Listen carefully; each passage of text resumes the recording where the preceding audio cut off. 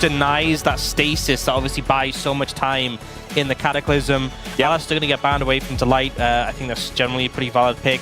Nico's still open and available, though. Hasn't gotten a look in yet, so maybe that comes through as a ban. And with the Alistair and the Bard both being banned away, two of the champions that would be played into the Nico if it does actually get left through, I think that there is a lot of Nico ban pressure that is being thrown out, and it is going to be HLE that falls for it. And so they will be taking that one away. Now, final ban to come on through here for the Bros before we get into HLE going for their B4. And it will be Nautilus taken off the table. So we could have like a Rel here for Delight, something like that. We'll have to see exactly where he does want to go. Maybe it is going to be saving his pick for last, as Sport Counterpick has been very, very popular here on this patch with how important it is to win that 2v2. But instead, it's going to be his very famous, potentially very famous Rakan. Yeah, this instead cycling through a bunch of stuff. Those are the three options. I think if you go Rakan here, then you aren't really too worried about them going something like a Braum. That being said, Braum Jin's not like the strongest combo. Slow auto attack's not the quickest to stack it.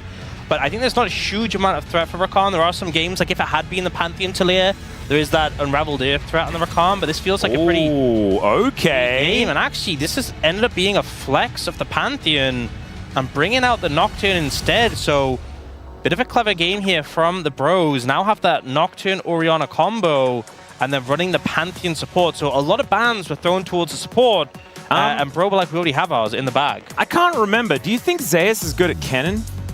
Yeah, pretty good. Pretty happy to take those range tops. So I think that'll probably just be the expected pickup here, especially with a Rakan and a Jarvan. You have the setup. All right, decides to go for the prehistoric version. Yeah, but a range top that does well in the Renekton. Pretty confident with that. Yeah, that's... Blind picking Renekton into Zeus is so illegal. I just feel like there's like a list of things that you're not allowed to do in the LCK, and that's very high up there. Yeah, I also feel like the Gnar with the Jarvan. I remember this was when Gnar first came on the scene, such a strong combo, because you get that extra terrain to slam them into. A lot of terrain actually with the Azir and the Jarvan thrown about. And, you know, sometimes you see a flex and you're like, hey, you know, that's an interesting flex, but how much are you actually necessarily gaining on the back of this? Because they obviously get the Nocturne Orianna combo, but they could have just done that in the earlier portion of the draft.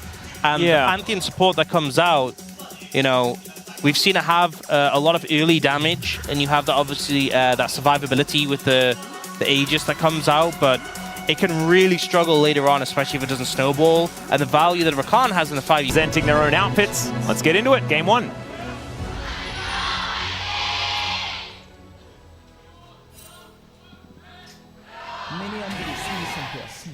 All right, Bro fans, very loud here in LoL Park today, which is absolutely fantastic. And let's see where the first battle lines are going to get drawn. I'm excited to see whether, you know, Namgung is actually going to carry on from a little bit of a improved performance from his very first game. Wasn't looking all that hot when he first came out. So here we go, having a look at Zeus with those very cool glasses on his Gnar skin. Yeah, one thing with this bot lane duo of the Jhin and the Pantheon, the execute damage with 4th shot from the Jhin and the execute that the Pantheon gets on his Q, combined with the ignite into like a squishier support like Rakan is really threatening. So Guma's got the teleport as well. You do have more sustain with the fact that the Rakan has sustain. You do have a good amount of poke, but you are definitely not wanting to go into any all-ins against the Bro bot lane here. Just poke, prod them down, keep yourselves healthy. But if you overcommit, you could really easily just get exploded in this 2v2, so you've got to be careful. You can see a lot of respect given here already. I think they have to. I think as well, try to utilize Gleaming Quill value, right? Go for very short trades. Try and, like you say, get that poke down, and then utilize the extra sustain that you will have available to you. Kanavi, full clear of the bottom side. Same thing to be said for the top side of the map here for Gideon, as they will be finishing up on opposite sides of the map. Just have to see what our junglers do have in mind for their very first moves.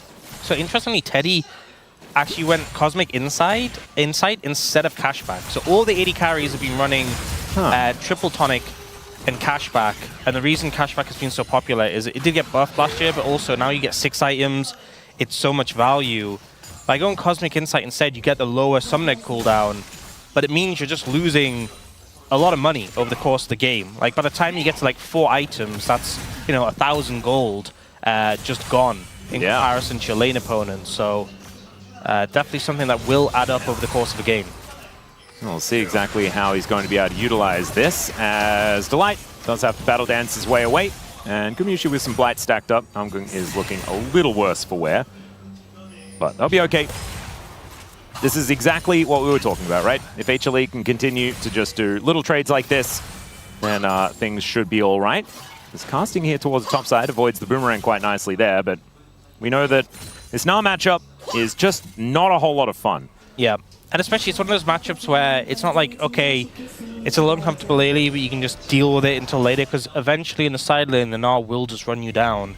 It doesn't get more fun. There are windows for the Renekton to find it all in if the Gnar misplays, especially once the Renekton gets his ultimate, but for the time being, it is just going to be punishing. Gnar hasn't been doing so hard, but no, Zeus definitely the player that you are looking to maybe break that unlucky streak, even though he's part of it so far.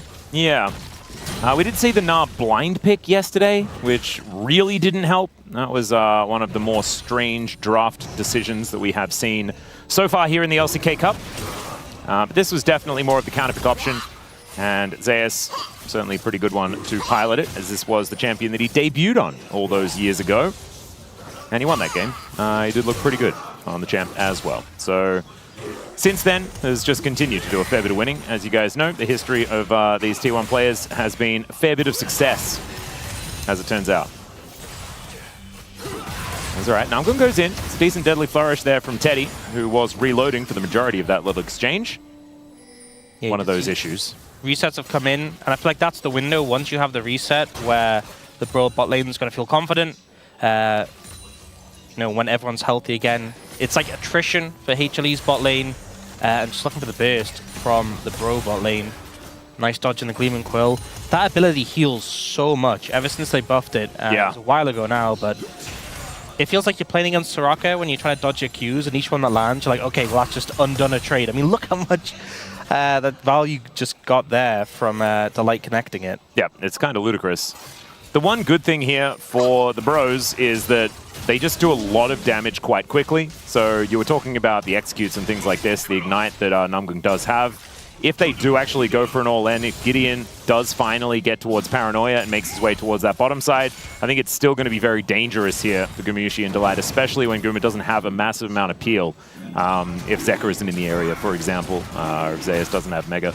Gideon, though, is going to be starting off this Dragon, as Deadly Flourish can hold Delight in position there, as Roma possibly in trouble. Yeah, he's incredibly low. The knockup does come on through max range from Kanavi, but Gideon makes his way over. Roma is out of this fight, though. No mana, no health. And that means that this Dragon is going to be left alone. Yeah, it just felt like such a risky start on this Dragon. It's like assuming that the enemy team just isn't going to act on it, isn't going to challenge you, when Roma is so low in terms of health. They gave a free window. And in fairness, you did end up trading up and stuff. Oh, Kanavi in trouble now. Yeah, Dominus is going to get procced here by casting. Slices, dices as Kanavi is looking to hold on to him, but he might just die. The flash does actually get used, but unfortunately does not work out. And Gideon doesn't get the vision required, or doesn't decide to go for the Paranoia. I'm not quite sure whether he was in range either. Level 6 is deceptively low as far as the range is concerned, but still doesn't pull the trigger. And we see no one going down just yet. Flashes for both top laners, though, now on cooldown. And Kanavi also does not have his. Yeah, it's good peel from Zeus, and I feel like you're feeling so bad about that as Bro. The fact that Gideon committed the ult to try and make that play work. Zeus, oh no. Yeah, he's hopped over the wall. Okay, he's fine. But casting is just going to wander his way out. Zeka was going for the Emperor's Divide and does use it, but wanted to get behind Roma there. Decides instead he'll just use it for a little bit of extra damage. Yeah, he got the flash though from Roma, so still happy. And a lot is being extended. We kind of had, you know, the lanes were played out very slowly, not much happened, and then suddenly we get this rapid fire action. We got 2 flashes from the side of Bro, both solo laners burning theirs. Zeus burns his. Obviously, Kanavi's went down around that bot side fight with the Dragon. So now the question is who gets to capitalize on these summoners not being available. I will say something for the Bros. They have a lot of global pressure with that Nocturne ultimate and the Pantheon as well. So I think that's a point they can really look to leverage and try and find numbers advantages on the back of that. And they can use Curtain Call as well from very far away, so it's likely that they will be able to get some follow-up on sort of anything that is going to happen here. Kanavi standing on a ward, so Roma does know exactly what's going on. So far, 0-0-0 for the Orianna, and very even on farm. So even though that flash is on cooldown, he is still being able to last hit the minions and feel all right with himself. So definitely a little bit of a turnaround here as far as the comparison to his performance on the Orianna against Showmaker last week. I remember the Orianna into Showmaker also started off with a burnt flash. Yeah. It is into Azir though, not a LeBlanc, so hopefully will pan out a little bit better. But it really depends on whether Kanavi opts to show up mid and how Roma plays out the lane position. If you are playing close to tower, it's going to be hard to really punish, but when those cooldowns are available, it gets a little spooky. Well, casting just going to be slicing and dicing around the wave.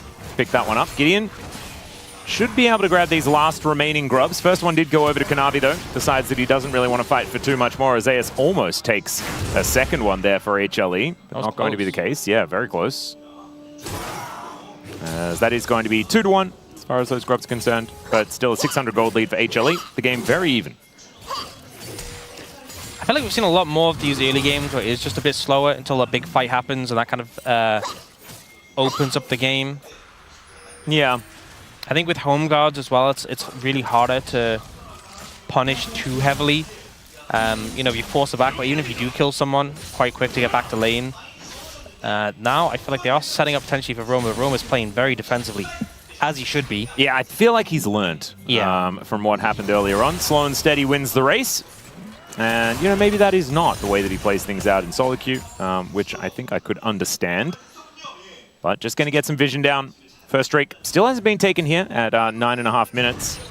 So certainly going to be emphasizing that much longer game that we are having right now, or slower, I should say.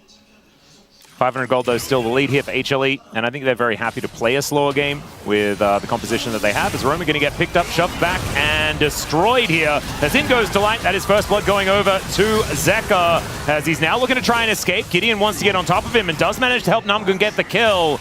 Dustbringer comes on through. Gideon is just going to get out of there. So a 1-for-1 as both mid laners hit the dust, but it is going to be first blood advantage over to Zeka there on his Azir. Casting now, looking for an angle. Zeus just wants to kite this crocodile around the rift and does manage to get the punish there. Boomerang also going to be pretty dangerous, as it does proc the hyper as well. I think ultimately you can't be too unhappy with that situation from the side of Bros, right? Even though the first blood goes to HLE, the fact that Roma was without flash, you knew that play was coming, you kind of expected this. You're able to respond and trade it back, so, you know, Roma's just very dead in this scenario. That's inevitable, but the fact you get an answer back, despite the fact that Zeka did have flash, you know, you're okay with it. Unfortunately, the kill did end up going over to the Pantheon, but of all the supports to have, Pantheon, I'd say one of the champions who can do a bit better with gold compared to others, so... Yeah. Roma is now going to get flashed on. There's a knock-up, and I think he's just dead again. Zeka just collects another one. Look how close it is. Beautifully calculated there by HLE is what I'd like to assume. Oh, that's so unfortunate. That one just feels like a freebie. Yep. Now you're not feeling so good. And HLE putting the pressure down.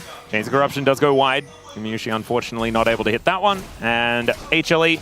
they will be able to get a plate here in this mid lane, as Roma is still dead for another 5 seconds, doesn't have teleport, so it could be actually a lot missing here from the mid laner.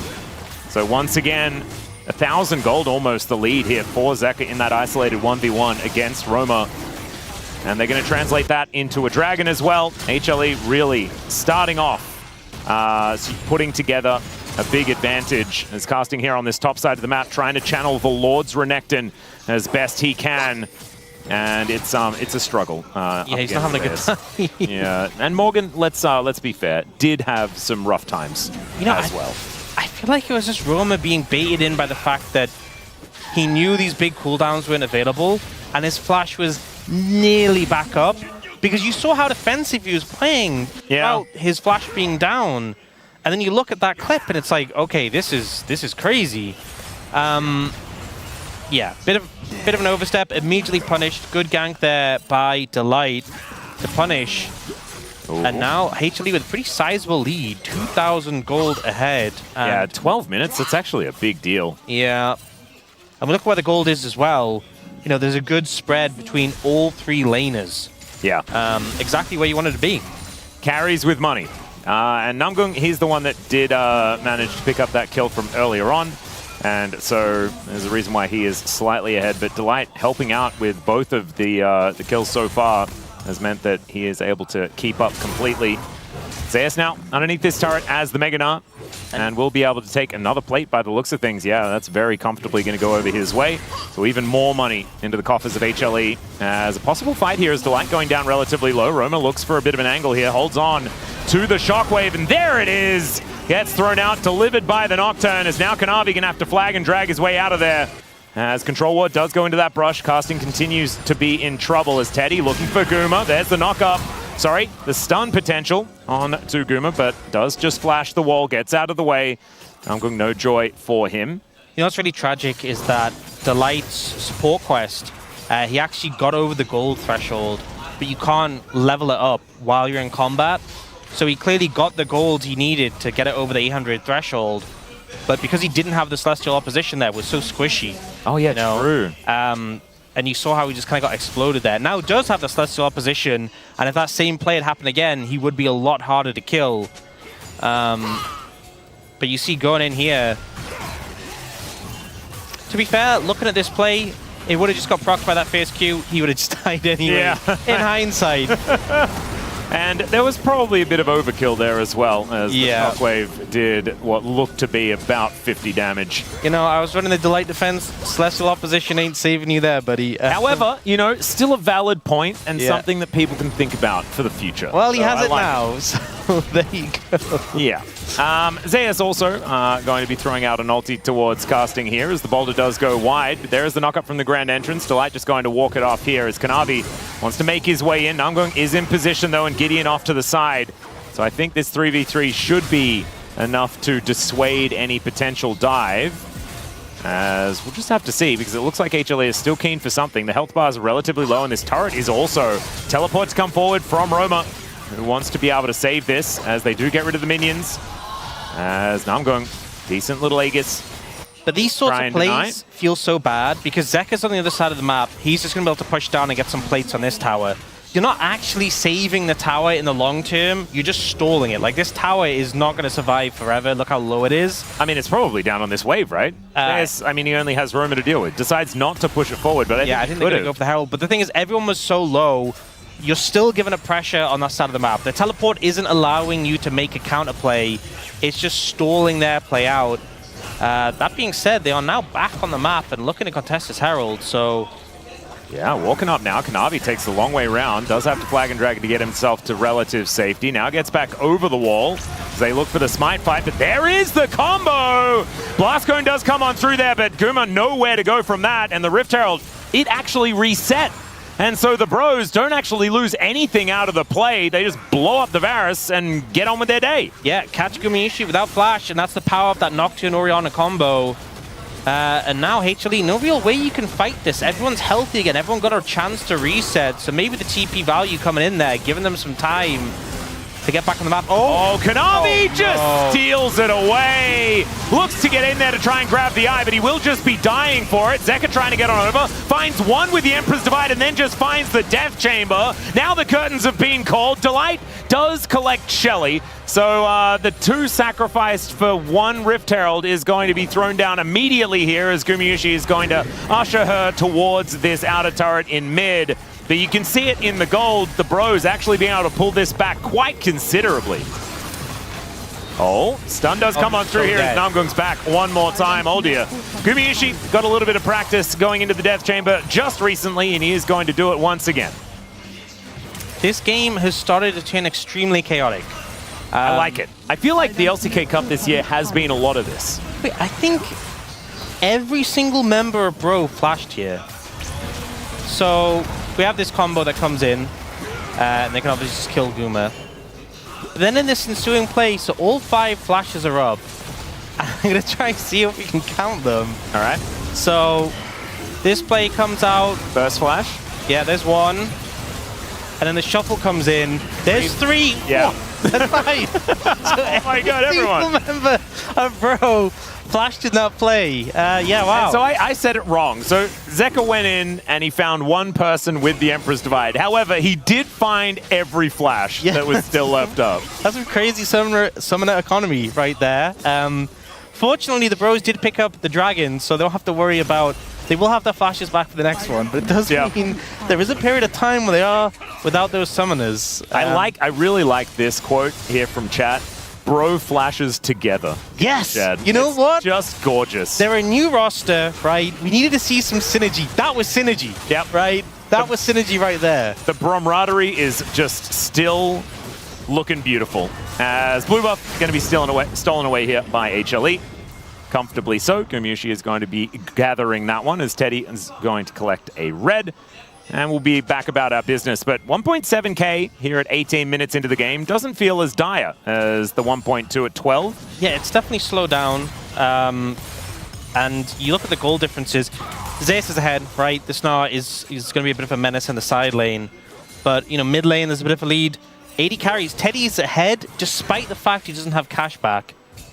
So, you know, this is an honestly earned gold equivalence, right? Kind of crazy. Yeah. And 2 items complete, Ghostblade and the Rapid Fire Cannon. This is not a 2-item spike. I feel like this is like the 2-item sadness, because these two don't necessarily, like it's good utility, right? And you get the extra range, movement speed, blah, blah, blah. It's good, but Infinity Edge feels absolutely incredible after these items have been put together. So it does kind of need those. And then Armor Pen, Yeah, so it's a little bit... More like a 4-item thing. Maybe Cashback would have been a good idea. Cashback is pretty good. Well, Roma, let's see whether he is going to keep himself alive as Zeka breaks the arm guard. Roma now inside the Cataclysm. Emperor's Divide just to get rid of the Nocturne, and down he will go. Casting dives in, though, and they are able to answer it with a kill onto Zeka as Zeus gets the flank angle. They find the knock up there. Chains of Corruption connects on towards this Pantheon, who is not long for the world. He'll get taken down here as Gumayusi just keeps casting at arm's length. Delight wants to do the same, but they do kite him out and take down the Croc. And it's all in exchange for just Zeka. You know, I feel like the lack of flashes definitely played into that fight there. The Cataclysm value, just knowing whoever you press ult on, not able to use it. Roma's is actually back up already because he has the upgraded Ionians, but Bro opted into a fight. The gold deficit wasn't that big, but I think the summoner economy didn't help them out too much there. And I think having the stasis already for Zeka, he ends up being the focus point, but not able to immediately punish him, buys a lot of time here. The shockwave doesn't immediately kill him. He gets the shuffle off onto Gideon, who then dies. And Zeka just forces so many cooldowns here. You know, it's a 1-for-1 between the mid laners, and then the jungler dies as well, sorry. So 2-for-1 at the start of this fight, and then the Pantheon's not doing much, and Casting is just kind of left in the middle of 4. Yeah, almost manages to kill Delight, gets his flash, but is ultimately not able to get too much done, and Teddy just had to vacate the area. Nothing the Jhin could really do in that moment. And so now it is just advantages everywhere as they look to try and kill Gumayusi one more time, but the Deadly Flourish, it goes wide. Cataclysm from Kanavi just to buy some space as the Dancing Grenade just going to be enough to help take down a cannon. And HLE, good defense, not able to actually take down the Varus this time. Yeah, Gumay getting the ult down there was absolutely huge. I do think a little bit hard to chase him under the tower there. Guma's positioning was really good, but also if Gideon spell shields the ultimate, you feel really bad about it. But whenever you're without flash in a game like this as the Varus, you're always really in an uncomfortable spot. And the fact, whenever he's able to survive an assault like that without that summoner, you're feeling good. Yeah, gonna have that one up relatively soon, still a couple of minutes away. Teddy still hasn't died. 2-0 and 3 on this Jhin, but still not exactly looking fantastic. Looks like it is going to be Lord Dom's coming in as the 3rd item. And so it's going to be a while before those crits are really feeling good with the Infinity Edge that is going to be relegated to 4th. And I don't even know whether we're going to get there. It's a 5,000 gold lead here for HLE. It's a Cloud Soul this game as well. Absolutely love it. We had Ocean like 3 times in a row yesterday at the beginning. Yep. I'm hoping that now we get Cloud 3 times in a row today. That is feels only fair. You know, you get one of the most boring ones, and then you get the best one ever. Yeah. You see Bro trying to set up here, but I'll be trying to zone them away. They do now have all their flashes back up together, you know? They have that synergy going for them. By the way, we need someone else to like get a kill. in this game because I imagine the kids in chat are kind of losing their minds right now on the scoreline. So we just need to really change that so that we can focus one more time. Oh, you have to bring it up, didn't you? Yeah, well, look, sometimes you got to address the elephant in the room. Hey, there's an elephant, okay? They're trying to set up for Guma. Oh, they blue trinket him. Yeah. They lose vision. There's Paranoia. They do throw down the shockwave, but Guma actually gets thrown in a safe direction. Namgun goes in there. Finally, we're safe from the 6-7, but that is going to be 2 kills going over to HLE to start this one off. The Bros are able to answer it, though. That's a great knock-up as Kanavi is on the warpath, takes down Roma. They do finally manage to kill Zeus. So it's a 3-for-2 in the end, but it should mean that this Dragon goes over to HLE. I think keeping Guma alive without Flash is a near impossible task against this Bro composition. But HLE are making them pay for it when they go for these engages. The fact he's able to survive the initial assault, and then Namgun comes flying in to finish him off, is immediately charmed and ends up dying as well. Oh, Zeka does have Flash and ult, and... Yeah. He's a Zeus, so he's completely fine. He did the old shifting of the sands. Yeah, so we see they throw down the blue trinket and they dive in on Guma, and he does manage to get the ult off as well to root up the Nocturne and get some space. And then the Pantheon flies in, is immediately charmed, but flashes in and ignites him, and that will take him out. But that's 2 members down to take out the Varus. Zeus does end up going down. He was buying time on the backline. But it's just so many members traded to take down this Varus that it just ends up not being completely worth it for Bro, and they can't finish out the fight. So just great peel, I feel like, from the bot lane of HLE, the self-peel from Guma, and Delight also keeping the Pantheon as far away from his AD carry as he can.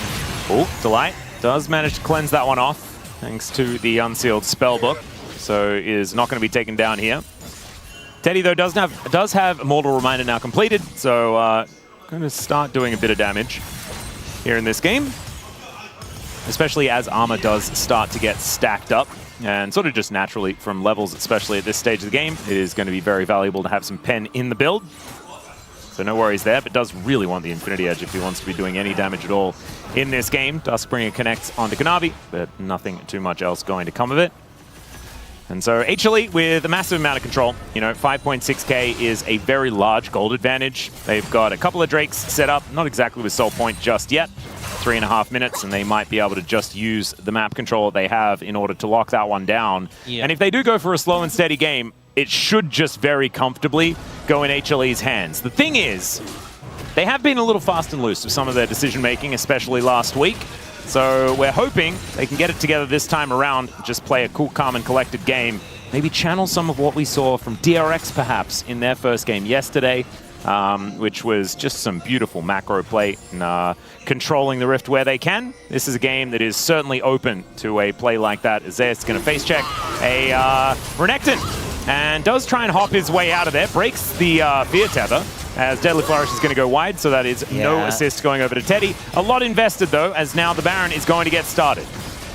I mean, they have decent DPS from the Azir, but Varus isn't the fastest at doing it, and Baron takes so long, so I think, yeah, they're backing away.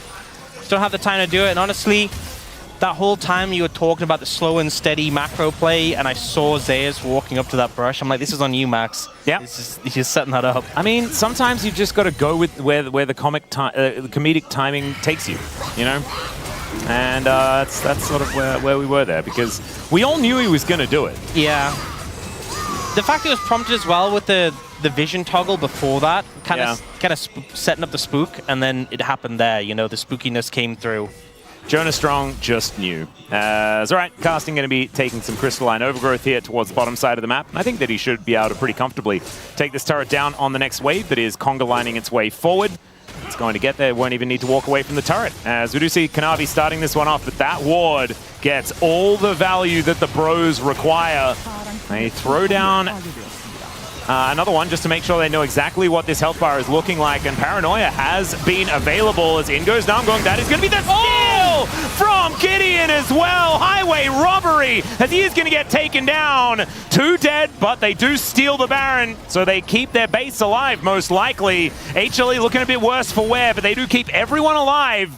And despite losing the Baron, this is something you've spoken about a lot, Ox. If they're able to then translate the man advantage into structures, then they could still find a big lead. As you can already see, the Rebel Baron power play minus 200. Yeah, I think XP probably the main thing that Bro are going to be happy about from this, from getting the Baron. They'll get a big chunk of XP, and you do get comeback XP now from securing the Baron. Though to be fair, they went that far behind in terms of levels, so I'm not sure if they'll benefited from that overall. But yeah, the gold isn't that significant. But I think denying the Baron buff from HLE, definitely the main thing out of this. Gideon flies in, manages to secure it. Shockwave looking real good there as well. Yeah, unfortunately that fourth shot from Teddy doesn't connect onto Kanavi. Maybe could have got the kill there. Alright, check it out from Gideon's perspective here. Just sails in, looks pretty excited and tells everyone to get the heck out of there. Yep, back, good. Yeah, I mean, already it's a negative Red Bull Baron power play off the back of those 2 kills. Just shows that the gold just really isn't there anymore from this objective. Yeah, still, like you say, defending, the fact that there could have been a Baron play for HLE, that's certainly a good thing. Is Casting also able to take some plates here and going to be able to even out that Rebel Baron power play quite comfortably. As Kanavi now moving over towards this Cloud Dragon. Hey, it's got to take that one down. Hey, there we go. Plus 600. No worries. Casting takes down the turret. And good use of the Baron. There we go. But still, Soul Point goes over to HLE. And Cloud Soul for all of these champions that's scary. You won't be able to get on top of Gumayusi anymore. He just throws out Chains of Corruption, locks someone down, and then sprints away. That's the thing, the fear from the Nocturne. Like, he just runs. Like, he ults and he just runs out of the tether as well. Yeah, you would. Doesn't feel very good. And even if he does get the fear off, then he's still sprinting. It's kind of ridiculous. All right, Delight is looking to try and get vision down where he can. And they do have a decent amount of it. But the Bros, I think, have bought a fair bit of time. So I think it's the next fight going to be an honest one. Okay, they look to try and lock down Zeus. Deadly Flourish is going to hold him in position as he will die. And now Kanavi is in a very awkward spot. Does have to flash, but the Ruthless Predator is there and casting. Man, that ability name is correct with how dangerous this guy is. But the Sand Soldier comes out from Zeka, and he's able to punish this support Pantheon. And he does get stunned up, but Teddy not with too much of a follow-up as now Kanavi. Oh my, of course he is. And there he goes, diving on forward. That is going to be the flash out though of the Cataclysm. Deadly Flourish, not quite as deadly as it really wanted to be as it misses. And Kanavi, just continuing to go in. It's Kama Kanavi, man. He's such a psychopath.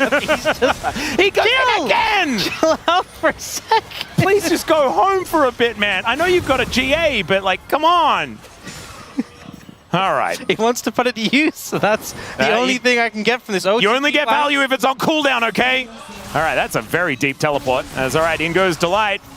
Let's see whether Zeka and Kanavi can actually get here in time as Gideon baited by the blue buff. He is going to be able to secure it there, but down he will go. Gumayusi going to lock up the Nocturne. Yeah, not too much they can really get for the Nocturne being dead, but they should be able to look to push here. The mid tower has some overgrowth built up on it.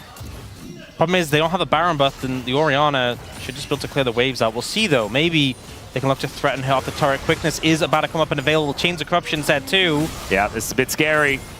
As the Bros, it's their turn to go for the flank play. Scary Crocodile, but Namgung is going to get engaged on. Has Jaeger's in there. It's a great shockwave from Roma. Zeka goes golden, though, and there's that GA that Kanavi wanted to use. He's trying to get out. Burning, and the Tick is going to be able to take him out. There is now Gumayusi. Yeah, that's a very scary Crocodile. And down will go the Varus one more time. Curtains have been called here for Zeka, but he shifts those sands beautifully. Get himself out of the way. There's still not a whole lot to fight for. This game is such a mess. It's unbelievable. I love it. Yeah, this is, I mean, yeah, what do we expect?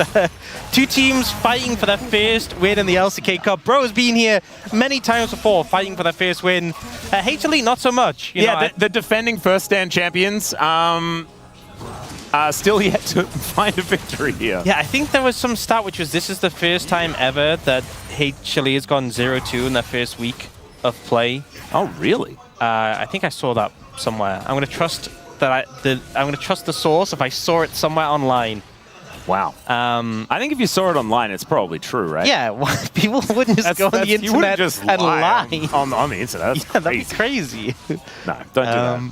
Because, like, think about it. Then if you lie online... Oh, I just headbutts the wall. If you lie online, then, like, all of the AIs and stuff that people use are probably going to get stuff wrong as well because they like to get the information from there. So, That's like, true. it just kind of ruins everything. Oh, man, yeah. And we all like to just trust everything. That'd be like trickle-down lienomics, you know? Yeah.